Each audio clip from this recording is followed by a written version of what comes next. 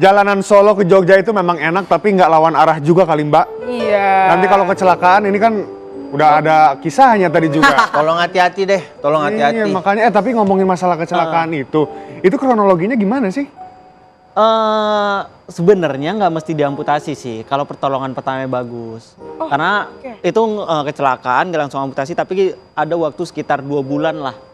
Itu karena proses pertolongan pertamanya yang ya salah lah menurut aku. Oke, jadi 2 bulan baru diamputasi? Diamputasi karena kebetulan kan aku tinggal di daerah kan Mas, di Sumatera Utara. Nah di sana tuh masih percaya dengan berobat tradisional. Sebenarnya nggak ada yang salah dari berobat tradisional tapi kita harus pahamin berobat tradisional itu kan dia dari alam kayak tumbuhan dan sebagainya. Nah tapi kalau udah luka itu tuh kayaknya salah satu yang terbaik dan satu-satu yang terbaik adalah medis. Karena luka itu butuh sesuatu yang higienis dan yang bersih gitu. Nah kalau berobat tradisional tuh kita bisa lihat lah kayak ngolesin lukanya aja tuh masih pakai bulu ayam. Yang kita tahu lah bulu ayam tuh kotor apa dan sebagainya gitu. Dan Oke. Berarti dari Mas Anggi ini kita jadi tahu pengetahuan baru nih. Kalau misalkan ada luka, jangan pengobatan tradisional. Iya. Ke medis dulu aja Pak. Medis. Iya. Yang steril, biar tahu lukanya parah atau enggak. Benar. Jadi sebenarnya kalau pertolongan pertamanya bagus, itu ada kemungkinan nggak Diamputasi.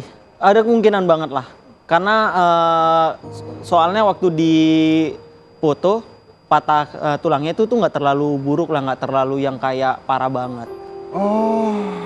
Bahkan dibanding patah tanganku waktu aku main balap itu lebih parah patah tanganku. Oh lebih parah? Iya. Oke. Karena pertolongan pertamanya bagus ya? Iya, pertolongan pertama bagus dan gak ada luka. Nah di sini kan ada luka. Gitu. Iya. Bang, tapi mungkin boleh dikasih tahu lagi ke pemirsa Bang untuk menjadi inspirasi juga buat pemirsa. Sebenarnya dorongan apa sih yang membuat Abang ini menjadi bangkit lagi Bang? Ya Apalagi mengingatkan tadi udah. Abang yang pertama pernah normal ya? Iya. Yang kedua, Abang juga kan pernah menjadi atlet.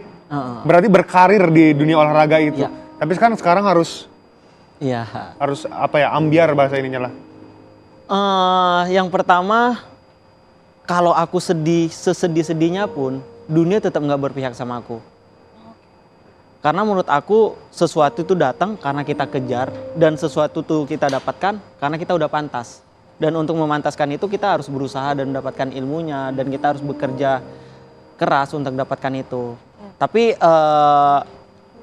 ya aku sadar kayak yang aku bilang tadi, kita tuh sebenarnya ya tanggung jawab kita sendiri, bukan orang-orang terdekat kita, bahkan orang tua kita tuh nggak bertanggung jawab atas diri kita sendiri. Karena kalau kita terlalu bergantung dengan orang tua, besok orang tua udah nggak ada, ya siapa lagi sama siapa kita bergantung gitu. Bang, tapi mungkin banyak juga pemirsa di sini yang berada dalam kondisi seperti Abang ya. Itu langkah pertama untuk recover dari luka hati dan juga luka badan itu apa? Nah, mungkin sedikit egois ya, karena aku salah satu yang bisa bikin aku bangkit itu adalah mamaku.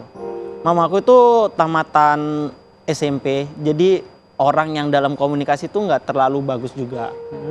Dan bahkan sampai sekarang tuh di keluarga aku tuh nggak pernah dapat pujian atau sebagainya, tuh jarang banget. Tapi ada satu kalimat dari mamaku yang bikin aku bangkit pada saat itu adalah, Mama tuh nggak pernah malu punya anak disabilitas kayak kamu. Mama tuh nggak pernah malu kalau anak mama tuh kakinya harus diamputasi dan sebagainya. Karena seburuk-buruknya kamu, sehancur-hancurnya kamu, ya kamu tuh tetap anak mama. Biasa. Mengharukan banget itu emang kasih seorang ibu kepada anak dan itu juga yang membuat Abang menjadi terbalut lukanya begitu ya Bang? Iya, jadi menurut aku kita tuh bangkit terkadang, kita tuh bisa bangkit sendiri, kita tuh udah tahu, cuman butuh dorongan dari orang-orang terdekat gitu. Aku mau pulang, mau ketemu mama. Langsung mau meluk mama ya. Nah Bang, tapi Bang, Abang ini juga kan dikenal dengan Anggi Kaki Seribu. Kaki gitu, Seribu. Bang. Nah itu berasal dari mana sih Bang sebetulnya? Itu 2018, jadi aku tuh di Suca 4 Indosiar. Jadi pada saat itu kita tuh disuruh bikin nickname gitu, kayak julukan-julukan gitu. Nah pada saat itu tuh aku bingung mau bikin julukan apa, nickname apa, tiba-tiba Bang Raditya Dika tuh nyelet tuh kayak, lu bikin aja Kaki Seribu. Nah tuh semua pada ketawa. Nah tiba-tiba Bang Raditya Dika bilang kayak, ya Kaki Seribu tuh artinya satu kaki 1000 mimpi. Wow. Kaki 1000. Dan malah menjadi inspirasi juga ya Bang ya dari Iya, situ ya? dan dari situ aku berharap kayak dan berpikir kayak iya sih nggak apa-apa, mungkin ini batasannya dan aku percaya satu kakiku yang diambil, mungkin Tuhan sedang menyiapkan 1000 kebaikan untuk aku di depan. Wow. Luar biasa banget. Nah, Bang, tapi kan kita tadi sempat membahas tentang Abang mendapatkan penghargaan di FFI ya, Bang? Iya. Kamu apalagi suka film tuh. Iya, Bang, mungkin boleh diceritain dulu, Bang, film dokumenter yang Abang buat itu tentang apa dan dorongan dari mana yang membuat Abang bisa membuat dokumenter itu? Jadi satu langkah lagi itu sebenarnya bukan sekadar judul, Mbak. Tapi itu adalah social movement yang sedang kita bangun, yang arahnya nanti bakal kita jadikan kayak yayasan dan sebagainya. Dan itu tuh dari keresahan saya selama ini, kayak saya naik gunung dan sebagainya, itu banyak orang yang tiba-tiba curhat ke saya, Mas, dan kayak sharing ke saya malam, dan beberapa kali itu saya kayak tengah malam itu ditelepon orang nggak dikenal. Kayak nomor yang ya nomor rahasia aja tuh nelpon, kayak tiba-tiba nangis, curhat dan sebagainya.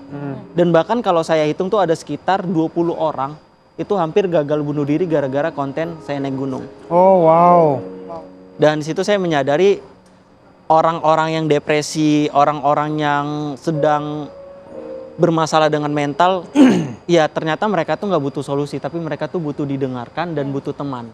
Dan satu langkah lagi tuh kita bikin untuk mereka, teman-teman yang pengen bangkit tapi nggak punya teman, teman-teman yang lagi depresi, demotivasi tapi nggak tahu pengen cari arahnya kemana, ya satu langkah ini bakal jadi wadah ke mereka.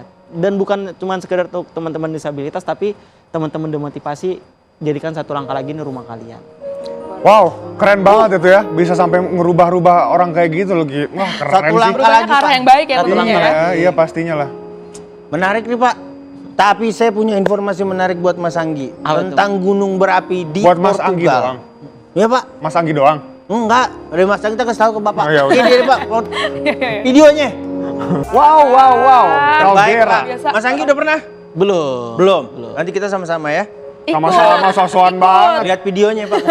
Gak bakal kuat kali. tapi- Tapi pernahnya kemana nih? Kalau gunung-gunung itu? Ya alhamdulillah udah cukup banyak lah, Mas. Kalau gunung sekitar udah 20-an lebih, tapi kalau gunung luar negeri itu baru 1 Everest Base Camp. Wow. 20 gunung 20 gunung lebih. dengan kondisinya kayak gini? Iya, malah aku naik gunung tuh setelah diamputasi, bukan sebelum diamputasi. Tapi malah apa, Bang, yang mendorong itu, Bang?